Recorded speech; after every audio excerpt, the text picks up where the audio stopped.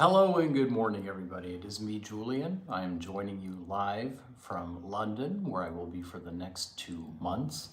In fact, at the end of this month, I'm going to be attending a literary festival here in London called the Let the Light In Festival, where Žižek will be appearing himself as well.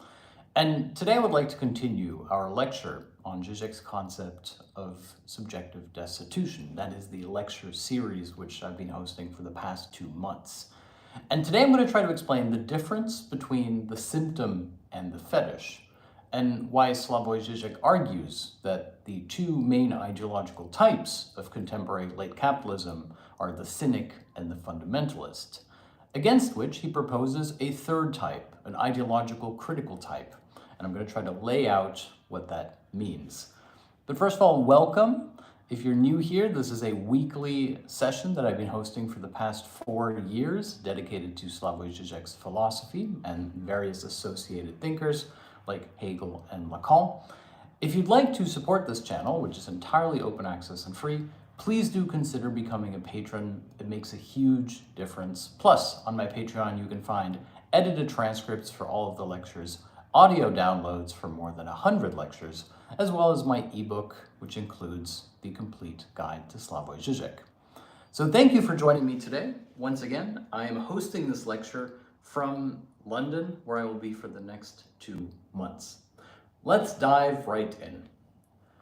So Žižek has a really interesting idea that he develops in his book, First as Tragedy, Then as Farce. And if you'd like to read about it, you can find it on page 65.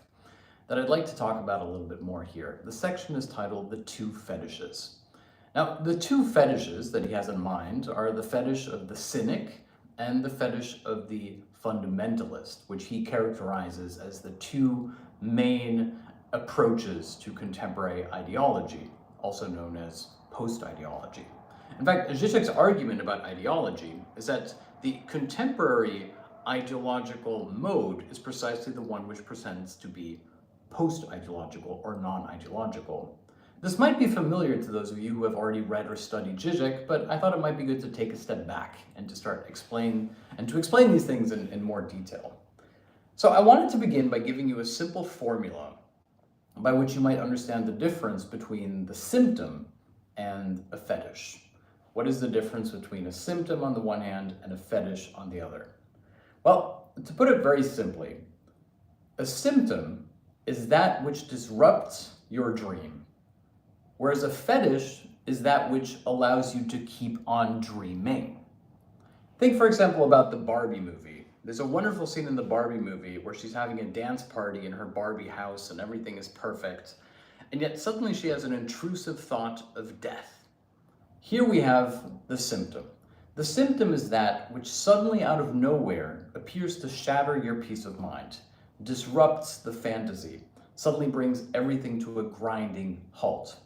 For example, let's say that you've recently gone through a breakup and you put them out of your mind, you're leading a happy life, and yet suddenly you're in a mall somewhere or a bookstore and you hear a musical motif that reminds you of them, and suddenly you start crying. Here we have the symptom. The symptom is that which suddenly disrupts your fantasy and essentially brings you to a halt. This is often referred to as the return of the repressed. You've repressed your knowledge of the traumatic event, and suddenly it is back. It essentially stops you in your tracks. If you think about it in terms of ideology, totalitarianism functions according to the symptom, which is to say everybody's participating in a totalitarian system, pretty much indoctrinated, pretty much fully believing, until something happens that radically wakes them up, that suddenly has them shake off the dream. In other words, once again, to reiterate the formula, a symptom is that which disrupts your dream. The fetish is that which allows you to keep on dreaming. Let me give you an example of the difference between a symptom and a fetish. Let's say that somebody has passed away recently, and suddenly you see something that reminds you of them, and it makes you really sad. Here we would have the symptom. You're going through your life, you're trying to cope with the loss, but then there's suddenly something that brings it back to life. Whereas the fetish would be something that allows you to coexist with the loss. For example, you keep a lock of their hair, or you keep their bedroom exactly as it was before they passed away. You do something that allows you to coexist with their loss, to keep on functioning, even though you know they are not there and that you will never have them back.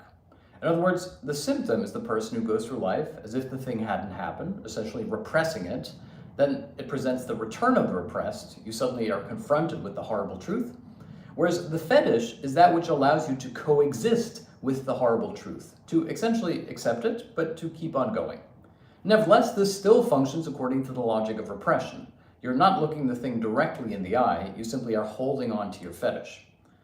An example that Žižek likes to use, which is actually a common example within psychoanalytic circles, is an anecdote about a man who has a hamster, and it basically works like this. One day, the man's wife dies, and he's distraught, and yet he doesn't appear to show it. He's essentially internalizing it. And yet the man adopts a pet hamster, and he takes care of the pet hamster and dotes on it, and is very loving to the pet hamster. And one day the pet hamster dies, and this is when the man has a total breakdown. In other words, here we have the fetish. The hamster is the fetish object, which essentially is a substitute for the loss of the wife, and when the hamster disappears, the man's whole identity crumbles. In other words, the fetishist is the person who clings on to their fetish because if it disappears, their own fantasy will disintegrate. They will no longer be able to cope. Now, it's important to note here, before I move forward, that this also relates to ideology and to the functioning of what Marx calls the commodity fetish. And let's go back to Žižek's argument. Žižek's argument is this. He says there are essentially two modes of ideology. We have straight up ideology, what you might call feudal ideology, and then we have capitalist ideology, or if you will, post-ideology. Now, straight up ideology functions according to the logic of the symptom, which is to say, you are brainwashed and manipulated into participating in a certain way. You are a functioning member of a society, and yet there are certain instances in which this crumbles. This could even be true when it comes to religious faith, for example. Let's say that you are brought up to believe that God is inherently good and that everything happens for a reason. And one day something absolutely disastrous and evil happens and you have to reconcile the existence of evil with God. And for the first time, you might suddenly have your illusion shattered. You might start doubting and wondering, how could God and this type of pain coexist? In other words, here we have the classic ideological mode of the symptom, namely complete immersion in a set of beliefs, which is then ruptured or shattered by one thing that essentially undermines your core belief. Against this, we have the post-ideological capitalist version of ideology and belief, which is to say that nobody really fully believes in it. Nobody is fully engaged in it. Most people tend to engage within capitalism with a certain distance. And they might even make fun of the people who are complete fundamentalists about it. And yet, in order to keep on going, we have to invest our belief into a fetish object that does the believing for us. And for Marx, the fetish object par excellence is on the one hand money, and on the other hand, the commodity fetish. I'll give you an example. When it comes to money, a lot of contemporary capitalists will tell you, don't work for your money, let your money work for you. Here we have the basic logical functioning of the fetish. Namely, it is not you who is doing X, it is the fetish object which does X for you. Think, for example, about the man with the hamster. He is not doing the mourning, it is the hamster which is doing the mourning for him. In fact, Žižek argues that the basic ideological motif of the fetish is also true when it comes to the Buddhist practice of spinning the little prayer dials. I'm apologizing for not knowing the technical term. The argument is that whilst they are spinning, they are doing the praying for you. And Žižek says that this is the basic logical formula of the fetish object. The fetish object does the thing for you in your stead. For example, when it comes to a laugh track on a sitcom, the laugh track is doing the laughing for you. Here we have again the logic of the fetish object. Think about watching pornography.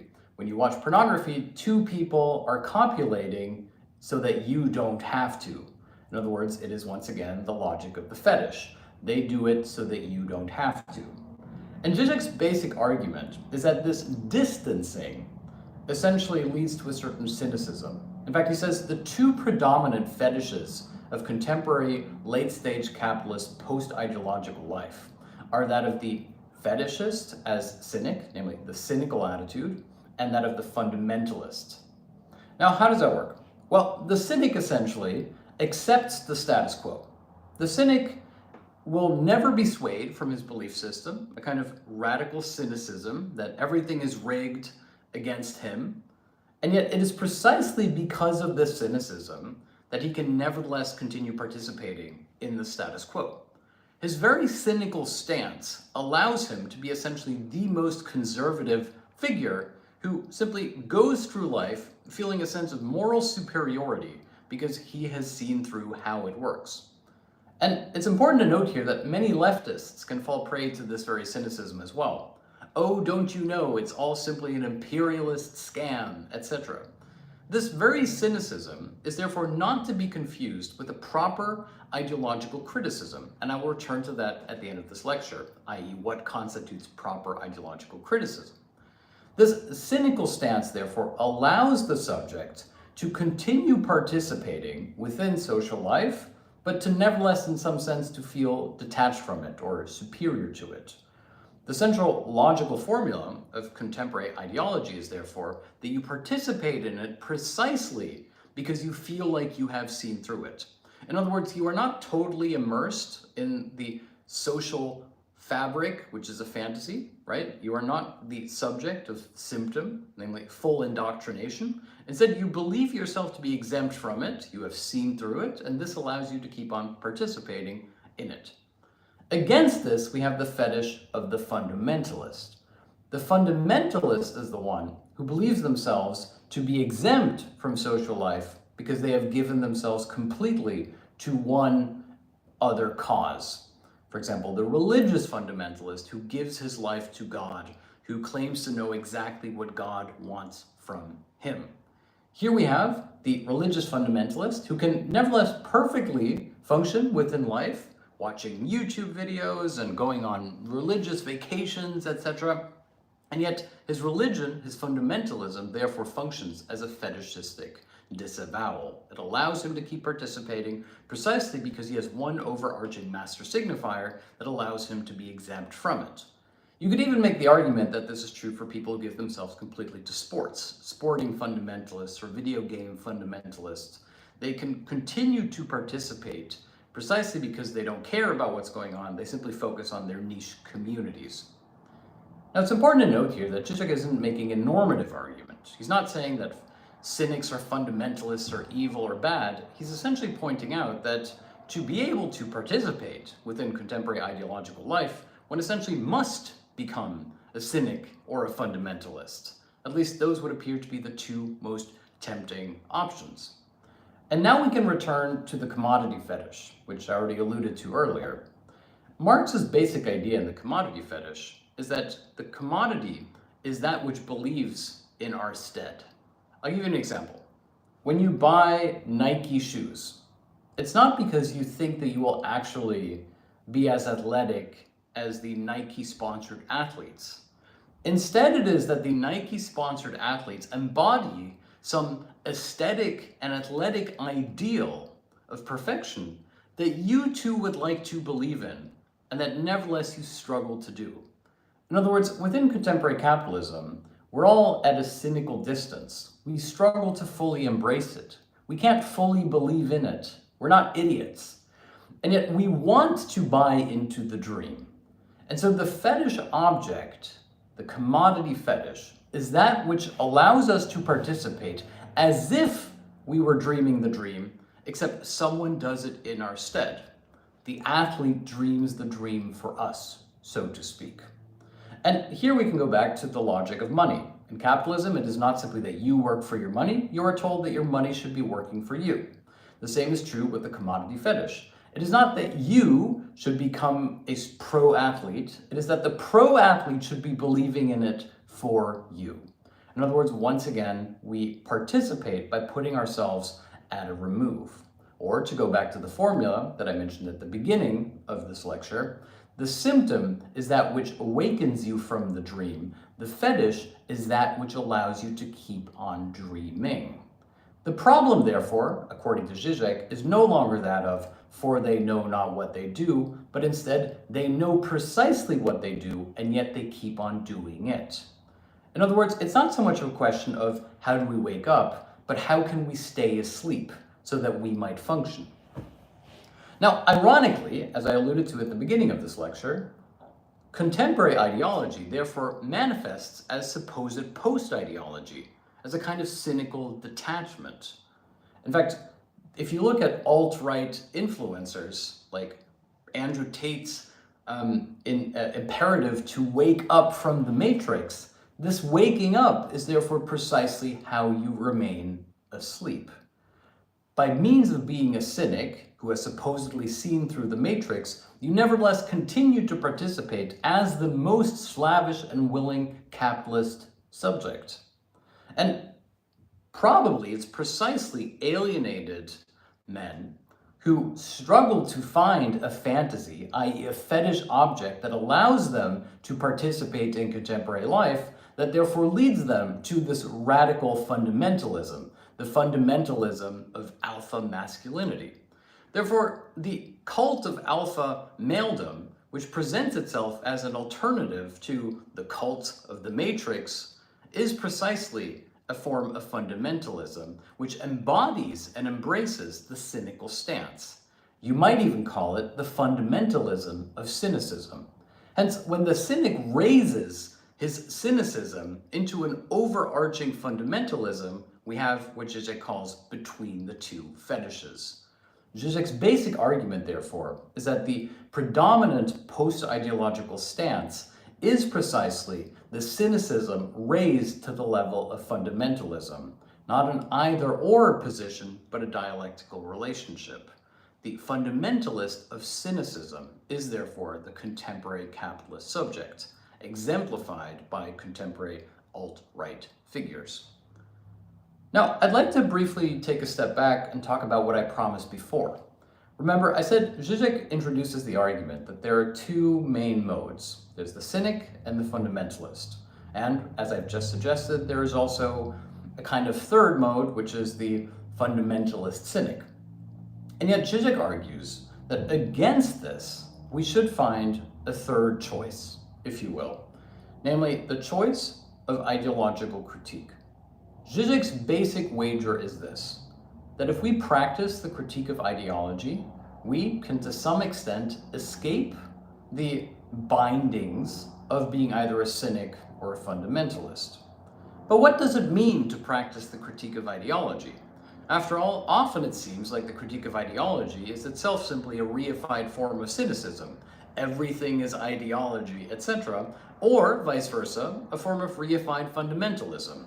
I am a die-hard leftist, etc., who sees through the imperialist fantasies, etc. And so, how can we find a form of ideological critique that doesn't fall prey to the vicissitudes of either cynicism or fundamentalism?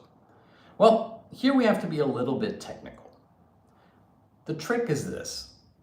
Instead of focusing on the overt content of contemporary ideology and capitalism, one must instead focus on the hidden form within the content as such.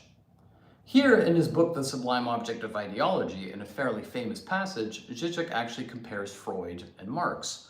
He says that fundamentally both Freud and Marx have the same interpretive mechanism, which is to say that they focus on the content hidden in the form. This means at first glance to take seriously something which appears to be trivial. For Freud, it is the dream. For Marx, it is the commodity, the mere dream and the mere shoe, for example. Then, the second interpretive step is to forego any analysis of the manifest content of the object. For example, for Freud, it's not about the interpretation of the content of the dream. It's not that dreaming of a cliff means that you're afraid of heights or that something bad will befall you soon, nor that it is a symbol of your anxiety about the future. Freud completely forgoes the idea of interpreting the dream content. Instead, Freud focuses on the interpretation of the latent form contained within the content of the dream, what Freud calls the dream work. I'll give you an example. When someone comes to Freud and says, I had this dream and it was about so and so and so, but at a certain point I can't remember, for Freud, this is the most important point of the dream. The point in which there was no manifest content, in other words, a content hidden in the form, namely the clarity of the vision. Let me give you an example to exemplify the difference between form and content. Let's say that you're interested in cinema.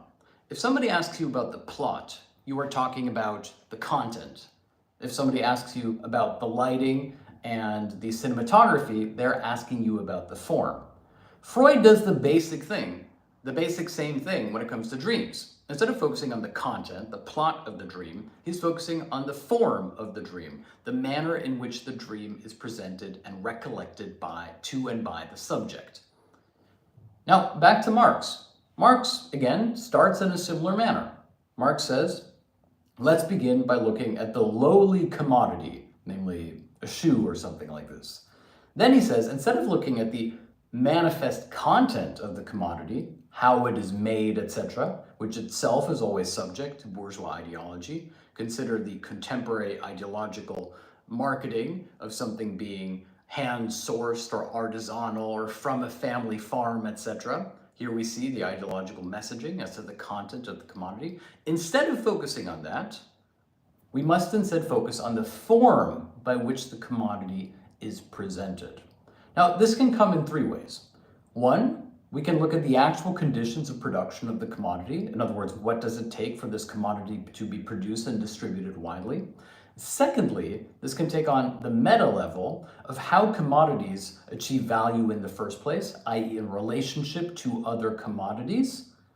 And third, this can be the interpretation of the manner in which the commodity structures social relations, which is to say, the manner in which the commodity is valued therefore becomes a way of valuing people in said society, which is how we end up in the ludicrous situation that somebody would pay $500 for a Balenciaga t-shirt or $5 for an unbranded t-shirt. Once again, it's important not, however, to focus on the manifest content, namely not to judge people who wear logos, which itself would be a bourgeois affectation, namely to say that it's poor investment and yield on your money to buy something which is the same fabric but with a different logo. This would be a pseudo form of capitalist critique, but instead, once again, to focus on the form hidden in the content. Namely, if there is such a difference within these two commodities, the branded one and the unbranded one, what does that then tell us about the status that it confers upon the people who wear them? And once again, we're back at a class interpretation, a class critique. For example, one could say that the so-called stealth wealth, the wearing of clothing that signifies status and wealth that can only be interpreted by other wealthy people, is therefore a form, not a content. Or how the nouveau riche, or perhaps even the poor, or children in Africa, wear branded clothing which is consumed rapidly and shipped en masse back to the African continent. Here we're talking about the form, not the content, namely not what it is, but what it signifies. Now, to go once again back to Freud and Marx, both Freud and Marx, according to Slavoj Žižek, therefore have discovered the same interpretive method, which is to say, begin by identifying something which is considered not significant or worthy of interpretation, the dream and the commodity. Secondly, demystify the content, in other words, don't focus on the manifest content. And thirdly, interpret the form hidden within the content as such. And now we have the basic mechanism of the critique of ideology. The critique of ideology is nothing more and nothing less than the demystification of the overt content so as to explore the hidden content in the form as such. Or to put that somewhat more simply, albeit nevertheless somewhat technically, the critique of ideology is the interpretation of the form in the content, but perhaps more importantly, the content hidden in the form. And Žižek's argument is that neither the cynic nor the fundamentalist do this. Both the cynic and the fundamentalist make the same fundamental error of attribution. They focus on the content, not the content hidden in the form. The cynic claims to do this by saying everything is rigged, even when they tell you that they're working for your best interest, the politicians are secretly being controlled by a cabal of corporate interests, etc. The problem is, even if this is true, it nevertheless allows the cynic to keep on participating in it. Hence, the importance is to focus on the form, namely the manner in which the cynic arrives at this conclusion in the first place, which is to say the critique of ideology always begins by counting in the very subjective position from which the critique is being articulated. And here you can see, for example, how existentialism falls prey to the exact same post-ideological cynical stance, the creation and optimization of the subject. The Sartrean existentialist mantra that you are what other people have done to you, therefore lends itself altogether too well to the post-ideological, postmodern subject. In fact, Žižek argues that it was Adorno who properly recognized this in his tract and critique on authenticity. Adorno said, the existential problem faced by the contemporary postmodern capitalist subject is the creation of the self. In other words, not to bother yourself with anything except for the problem of identifying your lifestyle. And so you can spend your entire life trying to figure out your lifestyle, which watches you want to buy, what clothes you want to wear, what car you want to have. In other words, you can feel alienated, but as long as you find the right commodities, they will feel good for you. You could even say that the same thing is true on social media. I might feel sad and depressed, but if I can post convincingly authentic pictures of me happy, or the reified version, authentic narratives of my victimhood to others, I can prove to myself that I exist. Therefore, existentialism and the existentialist problem, namely how to find meaning and how to prove to yourself the validity of your own existence, becomes subject to the perpetual recreation of the subject by means of the identification of lifestyle commodities. Hence, for Žižek, even existentialist inquiries fall prey to either cynicism or fundamentalism, except a cynicism of the system and a fundamentalism of the self. A complete focus on self-optimization is therefore, nevertheless, the fundamentalist attitude towards the fetish object being you, the thing which must be optimized and perfected at all costs. Against this, once again, to repeat my point, Žižek argues that if we want to escape cynicism and fundamentalism, including the fundamentalism of contemporary existentialist biopolitics, we must practice the critique of ideology, namely to acquire the interpretive framework through reading and study and participation in learning communities like the one I have proposed here, so as to begin to understand the content hidden within the latent form of capitalist ideological participation.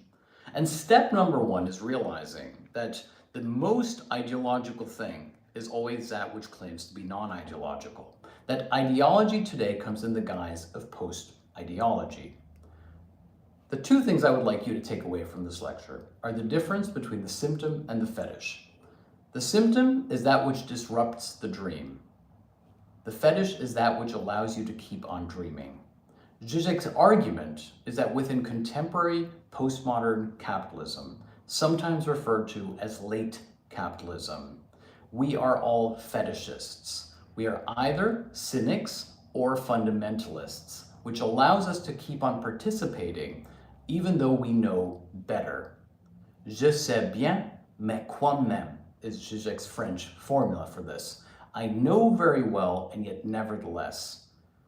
And against this, Žižek proposes a third choice, the third choice of ideological critique, the participation in philosophical and intellectual communities of learning and understanding so that we might enlighten ourselves. Now, of course, this can nevertheless fall prey to the fetishism of cynicism and fundamentalism. We must guard against it. But perhaps this is a third option that we might believe in. That is between the two fetishes, which if you'd like to read more about, you can find on my Patreon or in Žižek's first as tragedy, then as farce on page 66. Thank you so much for joining me today. These lectures are entirely open access and free because and thanks to a small group of paying patrons who allow me to keep hosting these lectures. So if you'd like to help me keep hosting these lectures, and if you'd like to support this channel, please do consider becoming a patron. And if you have nothing to spare, simply consider becoming a follower on this channel. Thank you so much. I will see you either in the bonus Discord seminar or next week. Live from London, this has been me, Julian. Bye-bye.